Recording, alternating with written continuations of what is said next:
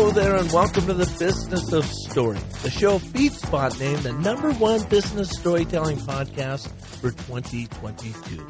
I'm Park Howell, and I'm so glad you're here helping us round out the year, because today you'll learn a simple 3-step process to help you come up with better ideas more often as you unlock your creative potential. 'Tis the season as the holidays are upon us. Which reminds me of how my botched appearance as a 4th grader in the St. Brendan's Christmas pageant launched my speaking career. I call it Silent Night. And here's why.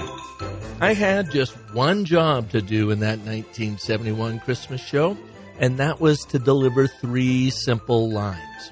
I got this thing, I told myself as they announced my name. I confidently stepped onto the stage and strode to the podium, passing in front of the 4-foot-tall precarious plywood riser where the popular 8th graders were poised as Joseph, Mary, and the wise men, with some younger kids sprinkled in as livestock and 2 unfortunate 5th graders in a mangy camel suit. At the center of this middle school menagerie was the plastic baby Jesus in swaddling clothes. That 10-foot crossing to the podium may as well been 10 miles as fear began welling up within me. The steely microphone confronted me like an angry goose craning its head down and daring me to speak into it. I looked up and saw only stark silhouettes of parents in the dark and sweaty St. Brendan's basketball gym. The venue is basically the Catholic version of Madison Square Garden meets Carnegie Hall, where we also ate our school lunches and which also hosted our annual floor hockey tournament. A ghastly affair as we slid around the parquet floor in bloodied white athletic socks, taking whacks at each other's toes. All I had to do was deliver 3 short lines. It was my 30 seconds of anointed fame. It was going to be great because I had played those words over in my mind 1,000 times and recited them to everyone who unfortunately crossed my path that week leading up to my big night. But now here I stood with my internal mute button pushed. I shuffled my feet. Saw a gnat circle through the spotlight just beyond my nose. The entire gym was a still life of parental anticipation, witnessing me quietly implode. Somewhere in the back, a man cleared his throat to prod me along. I looked down at my notes to gather myself when it happened. An involuntary "sheesh" curled out of my mouth and into the microphone. The audience, to my regret, had heard something entirely different. Following a pause as pregnant as Mary had been, they convulsed into uproarious laughter. My mind raced. Why are they laughing at me? I turned toward the manger players with my palms raised in a look of, what? Those 8th grade mouths hung wide open as their brows bowed above their eyes. Even the camel separated, and Charles in the back looked at me as if to ask, did you just say what I think you just said? Then it hit me. I had choked in the most important show of the year before God and everyone. And if that wasn't enough humiliation, I had frankincenced my collapse with the most inappropriate exclamation ever, or so they thought. They all misheard my shees, thinking I just swore my way into St. Brendan's nativity infamy. With this realization, my sneakers made a hasty retreat stage right, and thankfully, I was in them. I was blubbering backstage, convinced I had ruined the entire holiday season for all. I swore off public speaking and to never again place myself in such an ungodly position. But life is funny. It turns out that I was a hit, the most memorable part of the show, they told me. Even a studly 8th grader high-fived me the following Monday morning saying I killed it at the pageant. I wasn't sure if that was a compliment.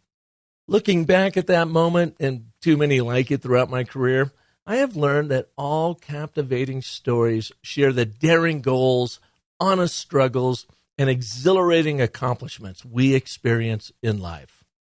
So now I find myself on stage often, helping people and teams craft and tell compelling stories to nudge the world in any direction they choose. If I can do the same for you and your people, please send me a note to park@businessofstory.com or take our self-paced short online course at thebusinessofstory.com/ABT. I believe helping leaders excel through the stories they tell is why the good Lord put me on the planet in the first place. Hallelujah, hallelujah, hallelujah, hallelujah. Today we have a holiday gift for you as you'll learn how to use the 3-step ideation process called Goal, Gap, and Gain from one of America's foremost marketing professors who the Carnegie Foundation call one of the great teachers of our time, Robin Landa of Kean University. Their goal was to create a jingle that would make everybody satisfied and certainly not be racist or sexist. And so their goal was to provide something that would be an ethical song to use for the trucks and for the salesmen. The gap was that here they had this song that was a negative. They had to turn it into a positive, and they had to fill it with a celebrated artist. And it made a lot of sense to select a Black artist who was celebrated and esteemed. And the gain was that everybody was very, very happy with the outcome. Not only just the good humor people, but the public really embraced their behavior. You'll hear from the composer of that good humor jingle, as well as other examples of Robin's ideation creation process during today's show. Not only is Robin Landa a distinguished professor, but she's also a globally recognized ideation expert and a best-selling author of 25 books on creativity, branding, advertising, and design, including her latest book, The New Art of Ideas. Unlock your creative potential and strategic creativity, a business field guide to advertising, branding, and design. So settle in, be glad you don't have a Christmas pageant to appear in this week, and join Robin Landa and me on this holiday edition of The Business of Story.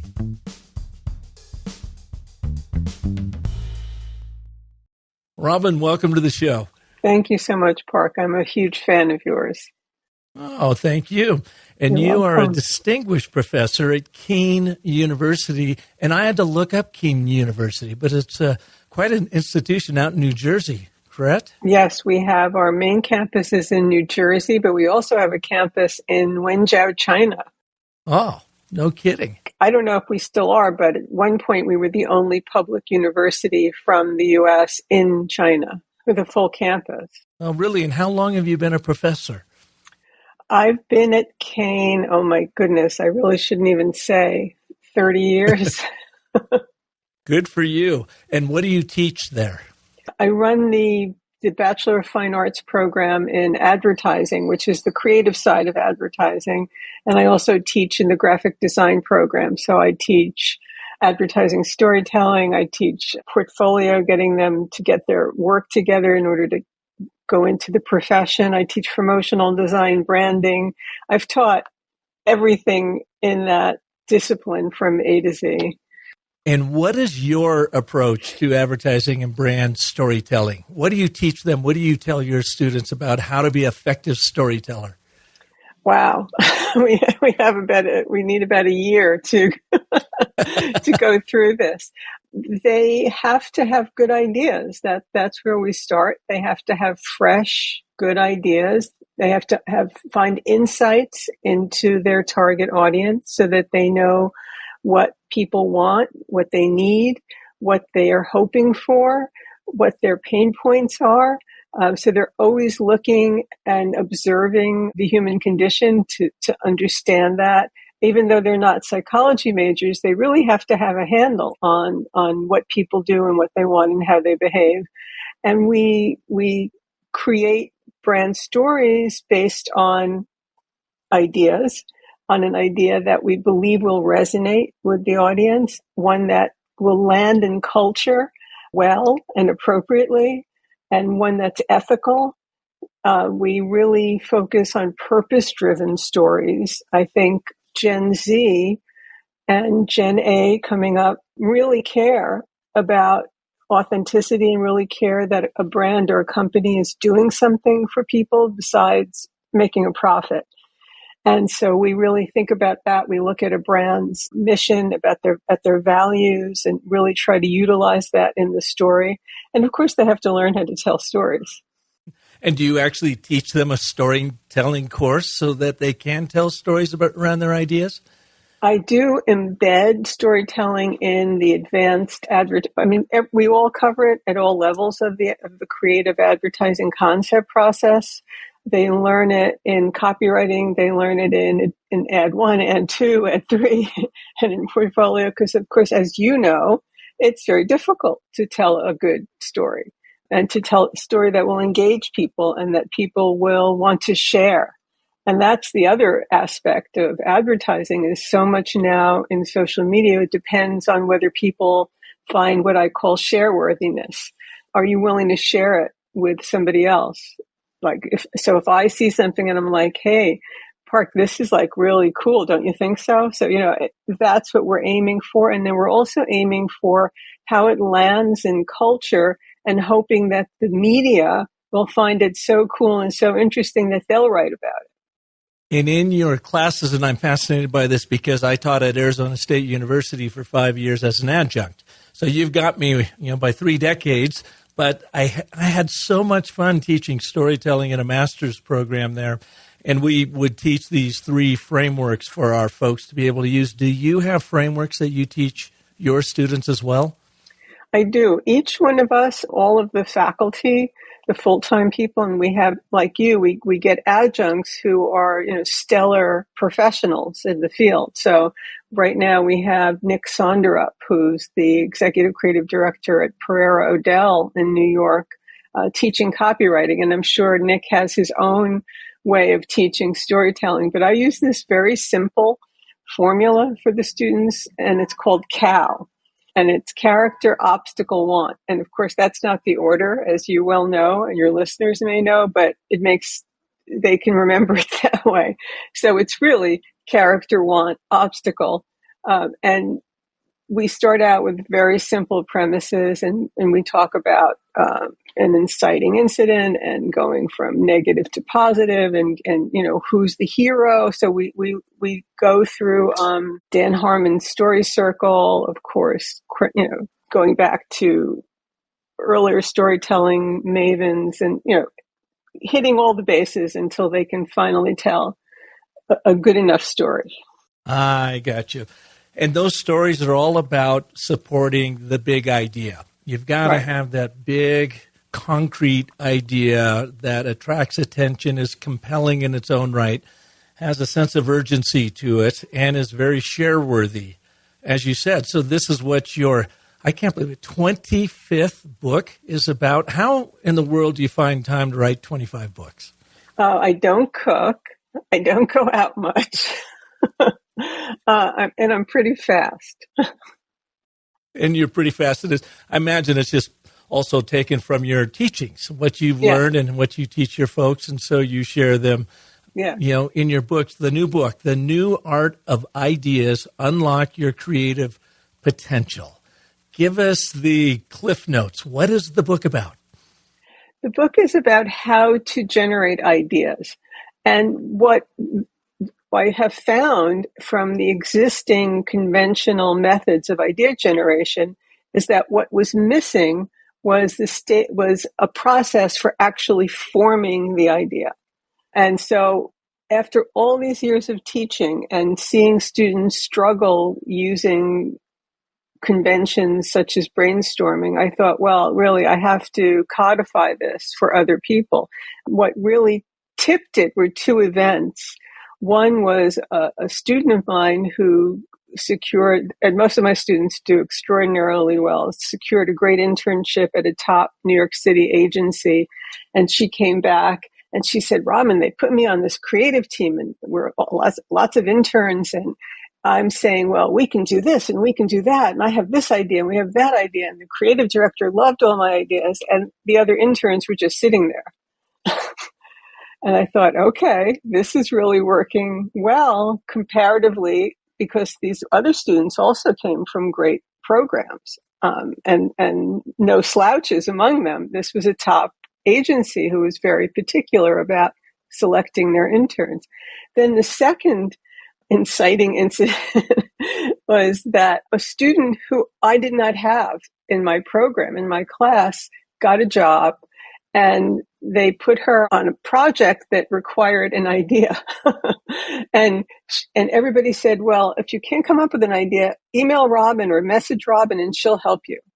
And so Judy messaged me on Facebook Messenger and said, how do I generate an idea? And I thought, oh boy, I better make this really easy to understand. And that was the genesis of the book. So the book really does explain how to generate ideas, and not just any old idea, but worthwhile ideas. Ideas that, in my estimation, are worth pursuing because they benefit people or the planet. So what is the hallmark of a bad idea? Well, I think a bad idea does damage. It can damage people's lives. It can damage the environment. It can hurt animals. It can generally hurt society. And we've seen that happen. Elizabeth Holmes and Theranos. Theranos, right? And then, some other ones that have just been not only not good, but damaging. And I think people don't always assess for how an idea will play out beyond business, beyond profit. So how will it, as you probably know, the triple bottom line, how does it affect people? How does it affect the planet? And then, of course, profit. So when you're talking about good versus evil ideas, you're really talking about the outcome of the idea. And I'm glad you went there, because that's not what I had in mind when I asked the question, but I can see where you're going with it. I originally was thinking about a bad idea is one that just goes nowhere. Here's an idea, let's go with it. And people go, there's just no relevance, there's no urgency, there's no interest in it. A good idea has all of those, but you're talking actually about the next step. It's the bad outcome. It could be a great idea that really lands with people from a creative standpoint, but has bad intention or a bad outcome to it. Exactly. Yeah, and you're right. I mean, I would say that the majority of bad ideas are what you said originally, which is that they don't go anywhere, they land flat, people don't like it, or it doesn't resonate. And that's usually because many ideas happen in a brainstorming session, and that leads to a kind of middle or mediocrity where people are throwing out not even fully, they're supposed to be throwing out fully formed or partially formed ideas, but how do you do that? And then whoever has the loudest voice takes over, and then there has to be agreement. And so you end up with something that's pedestrian.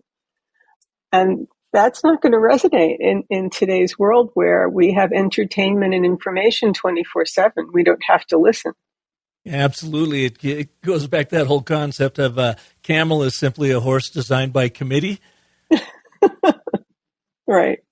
Right. You got too many chefs in the kitchen. Whatever trite analogy I want to make, but it's about helping that individual then, or maybe even small teams and groups, come up with powerful ideas. So how do you go about it? What is the trick that you share in your book to do this? I came up with a system, and the framework is called the 3 Gs, and it's goal, gap, and gain. And it's very easy to remember. And I purposely formed it that way so that people could just go about their lives and say, oh yeah, we can use the 3 Gs. So the goal is what you want to achieve. And a lot of people think that that's the idea, but it's not. It's just what you want to achieve.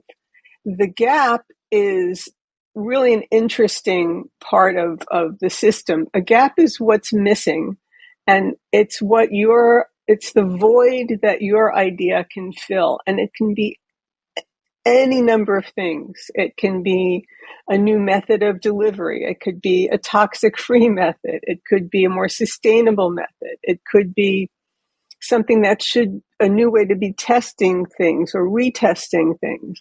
It could be about an area that hasn't ever been explored, or unconsidered audiences or underconsidered audiences. It could be a way of addressing the world's chronic issues, such as people who are unsheltered, lack of clean water, poverty, human trafficking. I mean, that list could go on and on. There are so many gaps. So it could be a merger of two existing systems into a new consequential system.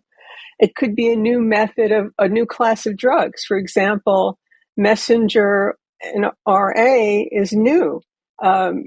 Dr. Carrico and Dr. Weissman were working on this for a very long time, and lucky that they did for a lot of people, because we now have a new class of drugs and medicine. So that's the gap. Then there's the goal. Goal, gap, and gain. The gain is what will benefit people, what will benefit the planet, what will benefit the business, what will benefit creatures. So you always want to look for a benefit. What will people gain from it? What will the business gain from it? What will the environment gain?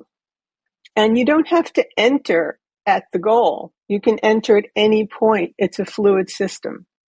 Can you give us an example of your gap process, your 3Gs, goal, gap, gain process in action, and maybe an outcome and an idea that was created because of it? I can give you one that I've created that happened, and then I can reverse engineer some, because when I sign non-disclosure forms, I can't tell you how I've been consulting with people, but I can reverse engineer some and tell you about a recent one that I created. So when my daughter was having trouble sleeping, actually it's not so recent, when she was little, she had a few nights of bad dreams. And I thought, well, this isn't good. My husband's not sleeping, I'm not sleeping, and she's upset. And I tried everything. I did some research, as best as I could out of my area. And John Hopkins' website said to leave the light on, or leave a little light on, cuddle her, leave the door open. I did everything, and it wasn't working. And so I thought, there was really nothing at the time. We're talking about 20 years ago. There was no device that existed to help. Now there are a couple of things. So I took a tea box and I wrapped it in lovely paper, and I said, Haley, tell your bad dream to this box. And she did. And I said, okay, we're going to close the lid and I'm going to put it away, and no more bad dreams. And she said, well, Mom, how does that work? And I said, well, it's magic. It just does. Because at that age, at the age of 3, they still believe in concepts like the tooth fairy, right? Or Santa Claus. Mm-hmm. And 2 nights of that, and we didn't have any more bad dreams. And I went and talked to a couple of psychologists, because I didn't want to do any damage to my child. And they said, oh, yeah, that's what we do. We compartmentalize. In fact, we tell adult patients to write things down that are bothering them, and either crumple up the piece of paper and throw it away, or put it in a drawer. And so at that point, there was a gap. There was nothing that could help us. And my goal was for all of us to get some sleep. And the gain was that we did. And then I turned it into a children's book. And it's so wonderful when people send photos of their children holding the book and tell me that they're now everybody's sleeping in the household. What's the name of the book? The Dream Box.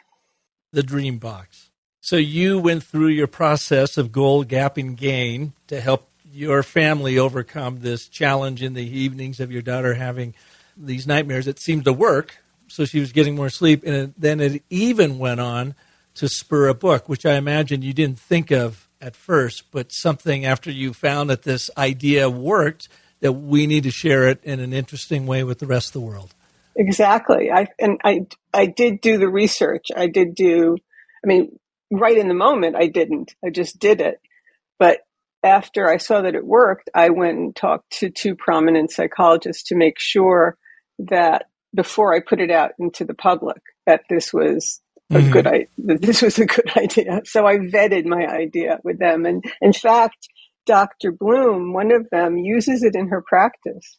That's so cool. So what do you do when you've got a student sitting across from you, or maybe a freshly minted intern that finds themselves in that harrowing situation of having to come up with ideas, and people have writer's block. They just think, I don't have any good ideas right now. Is there an additional process or something you go through that really boils down this goal gap gain program? Well, we really, in advertising, we look for insights. So we really try to think about who's the audience, what do they do, and we look for pain points. That's a really good entry into thinking about the gap or thinking about what the benefit might be, what's bothering them. So I'll give you an example. Microsoft's adaptive gaming controller really was a pain point. It solved problems for a lot of gamers with limited mobility. There are 46 million gamers in the US alone with limited mobility, including severely injured veterans. And by creating this adaptive controller, they really solved a problem. Before that, there was one fellow named Ken Jones who has an organization called Warfighter Engaged, and he was actually creating one adaptive controller at a time for wounded veterans. So pain points are really a good way in, or OXO product design. The creator noticed that his wife, who has arthritis, was having trouble using tools. And he thought, well, that's a pain point. Or there's so many different ways to enter it, but pain points is something for people to understand, for my students to really easily understand. Yeah, we work with that a lot. You've got this, tripart structure that seems to work really well. And, going back to your cow process too, it's 1, 2, 3, right? Your character, they've got a pain point, and how are you going to solve it for them? And that's really the genesis of our and, but, therefore narrative framework that we use in both storytelling and ideation when you really get down to think about it, because to your point, it makes you think first and foremost of who's your audience. They're the center of your story. What is it they want, and why is that important to them? But why don't they have it? What's the gap that is keeping them from getting it? And then our therefore is your gain section. Therefore, imagine what a brighter tomorrow can look like. If you do this with us, we can help you get there. Yeah, exactly. So it's really a setup, problem, resolution, story dynamic, isn't it? Yes, it is. And it's about, in advertising and in business, I think it's a lot about hope, about giving people hope or giving people a wish fulfillment, or what I talk about a lot is transformation. So if, I'm buying hair coloring, I'm hoping for some kind of transformation. Or if I'm buying reconstruction of my home, a construction company, or window settings, it's about transformation. So you really have to understand what people are looking for when they're listening to a business story or a brand story, as opposed to a novel or a film, or which is still about the human condition and still hitting nerves of human motivation. But in our business, it's really about saying the listener or the viewer is thinking, what's in it for me? Absolutely. They don't really care about you. They don't care about your brand. They don't care about your product or your service. They don't care about what you make. They only care about what you can make happen in their life. That transformation, that leveling up. Exactly. There's a wonderful, I don't know if you are a fan of Bill Watterson's Calvin and Hobbes. Perhaps your listeners are. Yeah. And it's a wonderful, I wish he still did it, cartoon strip about a little boy and his imaginary pal. And in one panel, the phone rings and Calvin answers it, and the caller says, "May I speak to your father?" And Calvin says, "He's not home." And the caller says, "Would you please take a message?" And Calvin says, "Well, what's in it for me?" I'll have to look that up. I got to see that one. That's perfect. And that's exactly what business stories have to tell people, is what's in it for them or their Aunt Maria or their friend Tony, right? It's really, what's the benefit? Now, when you get these eager young advertising students in, I know I was one way back when. I just want to do creative stuff. I just want to be creative. I want to show the world how creative I am. How much do you have to work on them to say that's all well and good and that all has its time and place, but you first have to do the heavy lifting of the insights, knowing who your audience is, what they want, and why that's important to them. Is that like a major push? And does your goal gap gain process help them overcome that thinking? I think it does, and you're exactly right. They really want to just jump in and solve it. And as with most people, and I get very creative students, they think that the first idea is the best idea and are reluctant to push it further. So there's a whole bunch of stuff that we have to go through. But a lot of students, and I would say professionals too, don't love the research part. And you really have to know what you're doing. You have to understand something about it. And there's all kinds of research. And as you know, at an ad agency, they provide a good amount of the research for you. But today with social media, it's so easy to do your own anecdotal research, to go on Twitter or Instagram and hashtag a brand or hashtag a product or service and see what people are saying. See what they think, see what their perceptions are, see what their pain points are, see what they want, see what they're complaining about. The publisher who just published my book, The New Art of Ideas, they also just published a new edition of A Complaint is a Gift.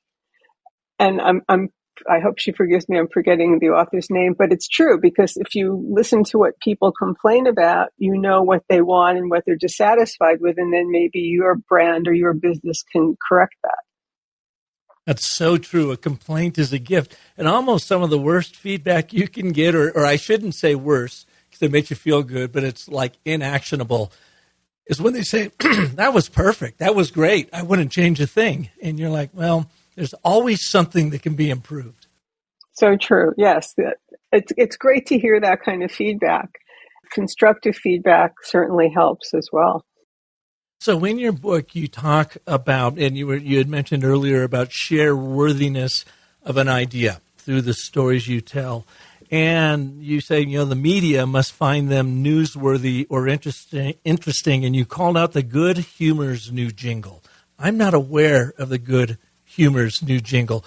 What was it about? What is it about? And why is it so interesting to the media? Good Humor, they had sold off their ice cream truck business, and Unilever bought Good Humor. But somebody on social media alerted the public that the jingle that the Good Humor trucks use comes from a song called Turkey in the Straw, which is a racist song. And Good Humor could have reacted in a number of ways, but what they did do was, I think, a really good move is that they said, okay, we're going to absolutely get rid of that. We don't want any part of that legacy. And they hired Raza, I think you pronounce his name, RZA, who is a Black composer and musician, to write a new jingle. And people were very, very grateful. The media loved the idea, and they also made it not only available to all the Good Humor trucks, but to anybody who wanted to use the new jingle, the new song. So let's break that down or unpack it using your 3G process. So they had a goal. What was their goal? Their goal was to create a jingle that would make everybody satisfied and certainly not be racist or sexist. And so their goal was to provide something that would be an ethical song to use for the trucks and for the salesmen. The gap was that here they had this song that was a negative. They had to turn it into a positive, and they had to fill it with a celebrated artist. And it made a lot of sense to select a Black artist who was celebrated and esteemed. And the gain was that everybody was very, very happy with the outcome. Not only just the Good Humor people, but the public really embraced their behavior. Hey, yo, what's up? You got the RZA live in effect. Chilling right here, yo. Do you remember that ice cream jingle? Of course, we all know it. I'm not going to play it right now, though, because we come to find out that it has racist roots. But check this out. Good Humor, they called me up, and it was like, we got to do something about this, Rez. We could change the dynamics. We could make a new ice cream jingle for a new era. We wanted to make a melody that includes all communities, that's good for every driver, every kid. And I'm proud to say, for the first time in a long time, a new ice cream truck jingle will be made available to trucks all across the country in perpetuity. That means forever, you know what I mean? Like Wu-Tang's forever.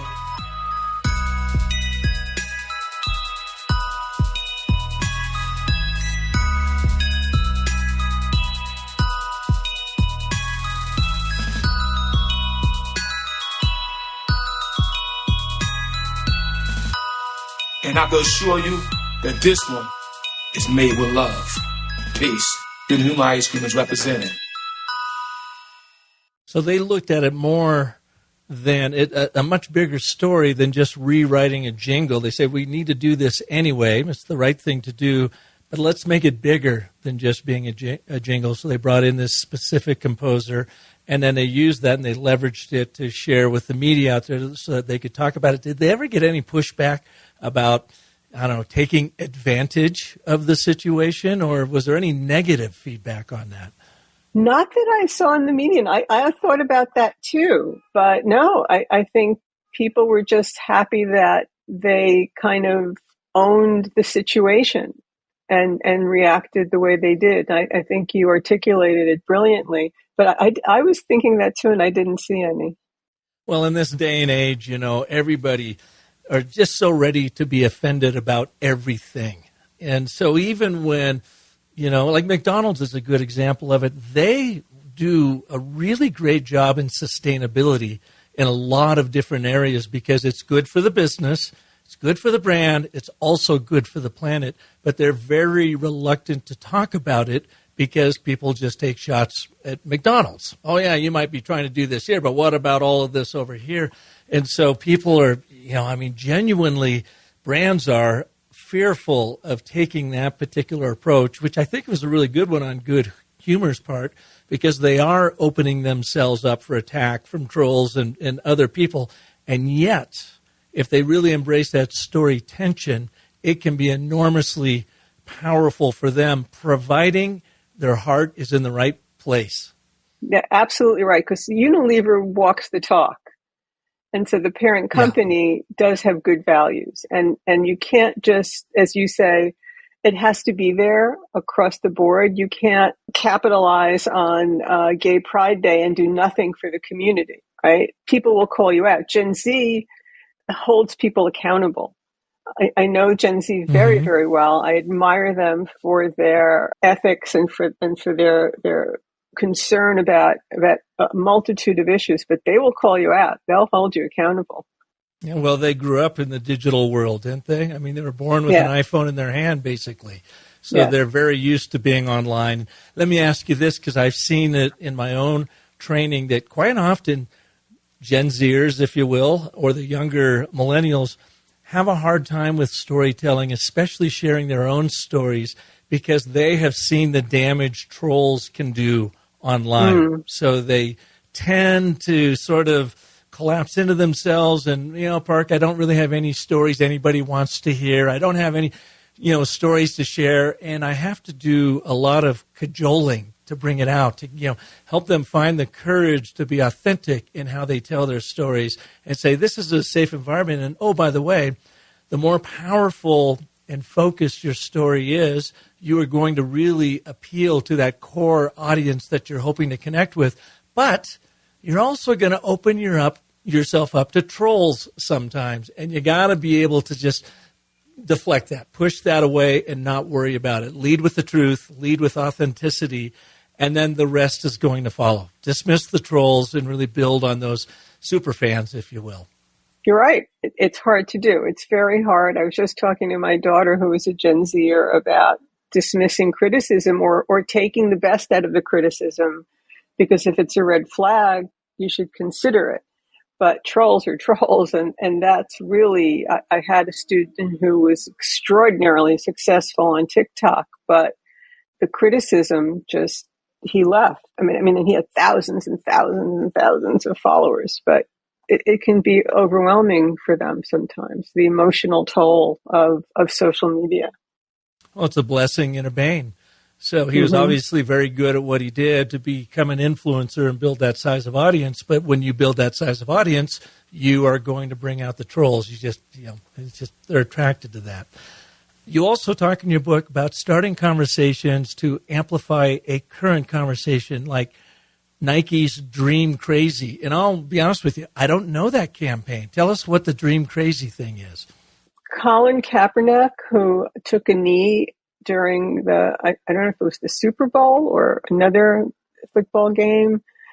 There was a big controversy about Colin Kaepernick and his behavior as being disrespectful, but he used a symbol from the civil rights movement to protest police brutality during a game or right before the game while people were doing the Pledge of Allegiance or singing the national anthem. And Nike felt that he was, as you said before, doing the right thing, that his motive and his cause was right. And they hired him as a spokesperson for Nike, and the campaign was called Dream Crazy. And he, in it narrates, it's his voiceover talking about, you can have a crazy idea, and you can dream crazy, but it can change people's lives. It can change your life. And initially, right as soon as it aired, people started burning their Nike wear and their Nike sneakers, and there was a big uproar. And of course, Nike knew that this was going to happen. But ultimately, Nike stock went up because the people on the side of who believed Colin Kaepernick was doing the right thing were the ones who started buying Nike. And it's always going to be a split audience.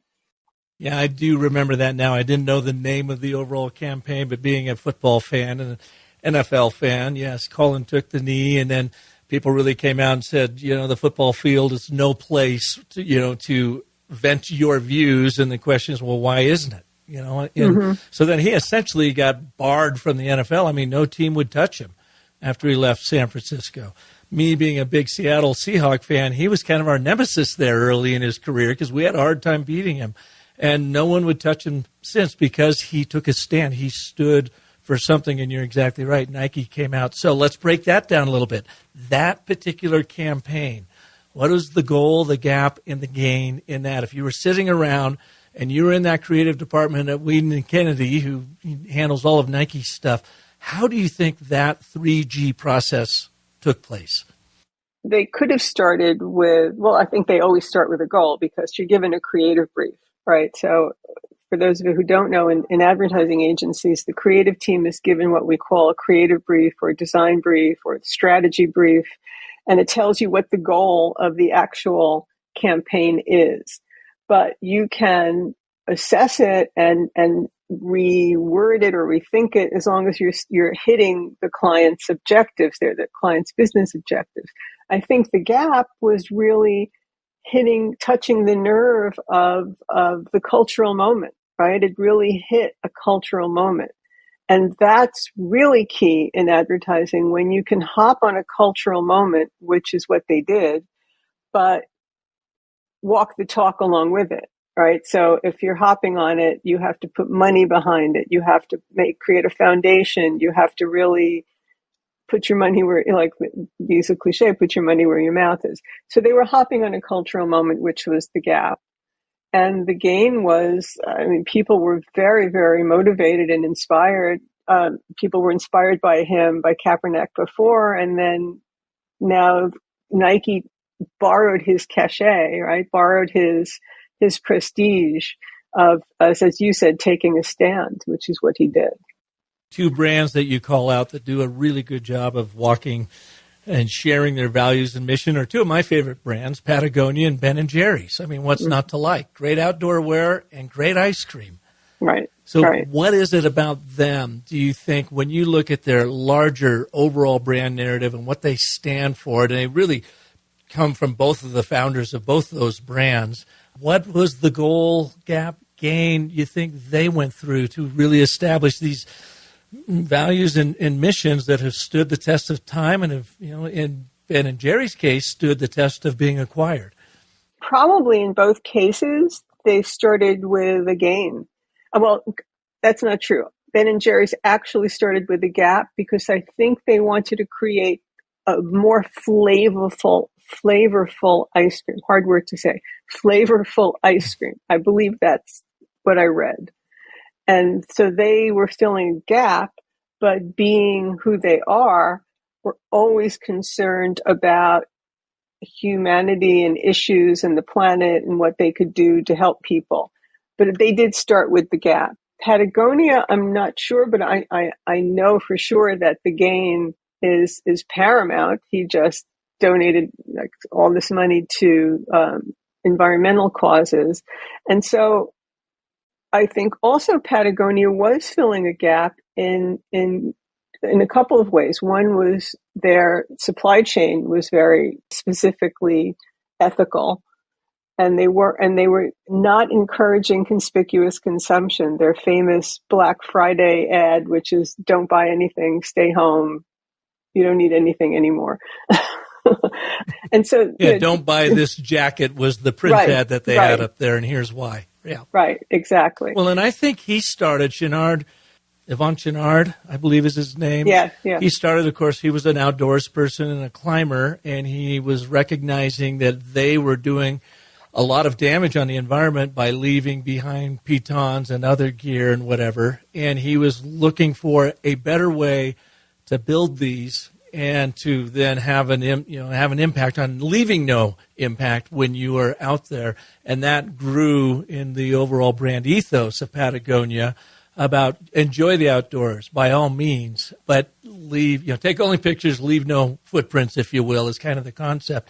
And then they really got into sustainability when they were opening a flagship store in Boston.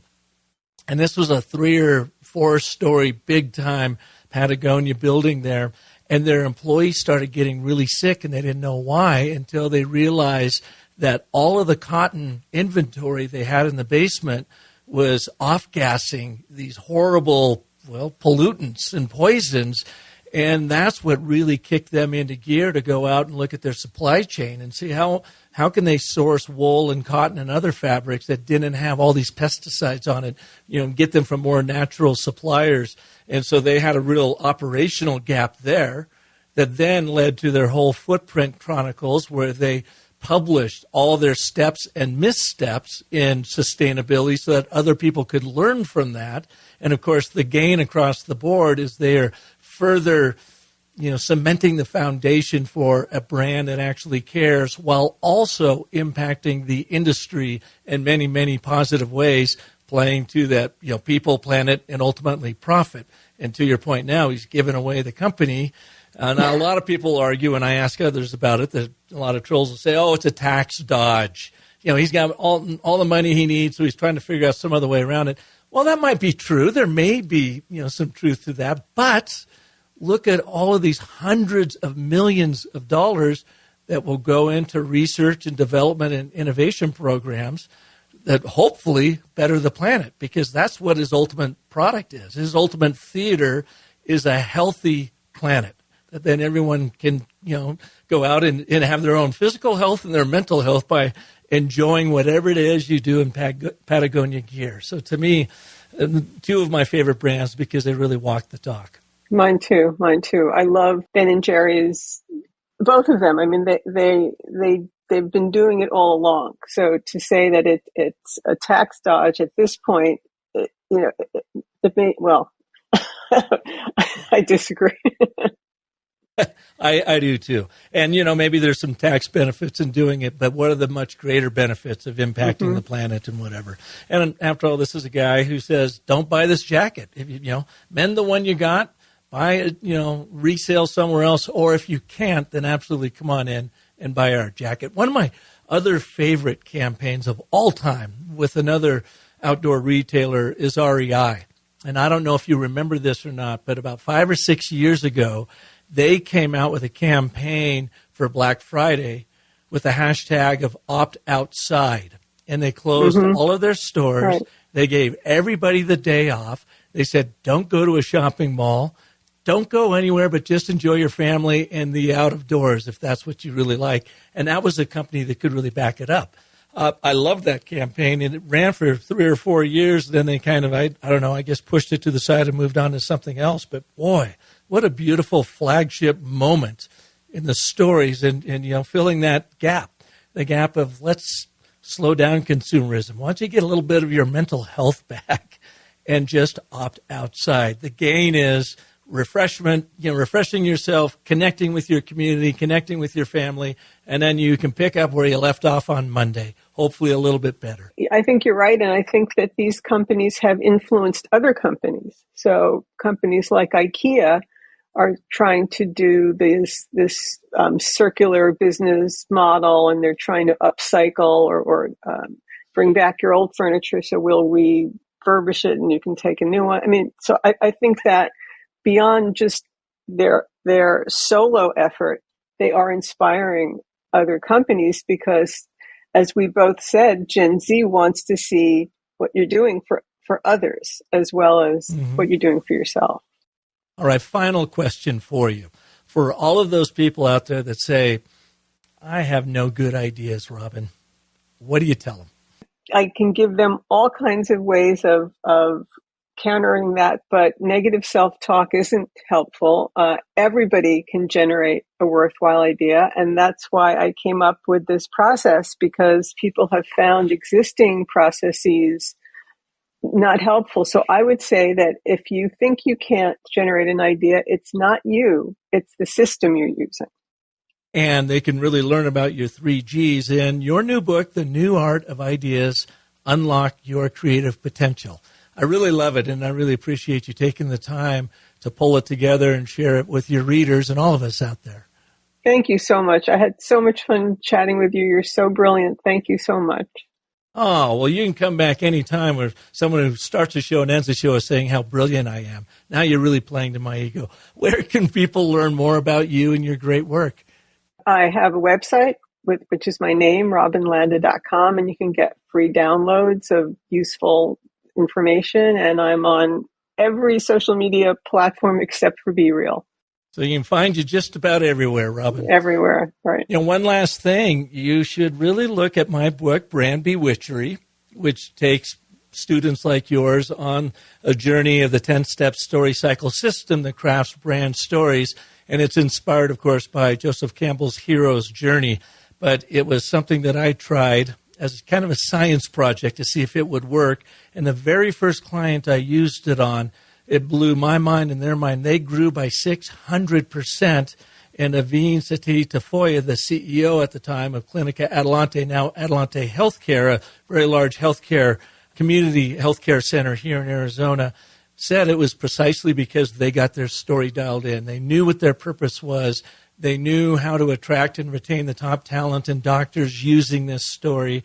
And they grew by 600% without any public relations or advertising after that, just by living into that. So she's one of the case studies in the book, Brand Bewitchery.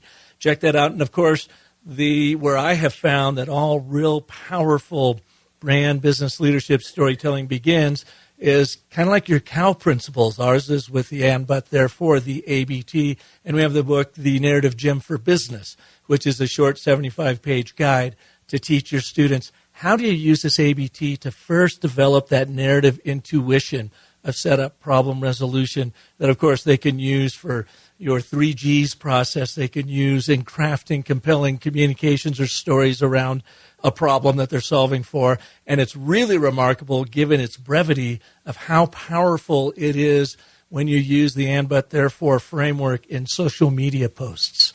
One of our clients, a very large SaaS provider, global SaaS provider to the heavy construction industry, increased their engagement on LinkedIn campaigns by 400%. Wow. Simply by reordering their original content using an and, but, therefore.